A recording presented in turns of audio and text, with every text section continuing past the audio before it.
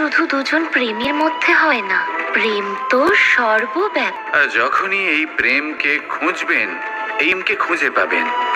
মাতা পিতার মধ্যে, কখনো ভাই বন্ধুদের মধ্যে, কখনো মিত্রদের মাঝে বা প্রকৃতি বা জীবের মাঝে, কখনো এই মাতৃভূমির মাঝে, কখনো দরিদ্র সেবার মাঝে।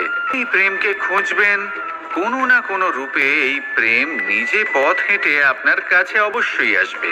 শুধু চোখ বন্ধ করুন, আমাদের সাথে আসুন আর ভালোবেসে বলুন, রাধা রাধা রাধা। রাধা।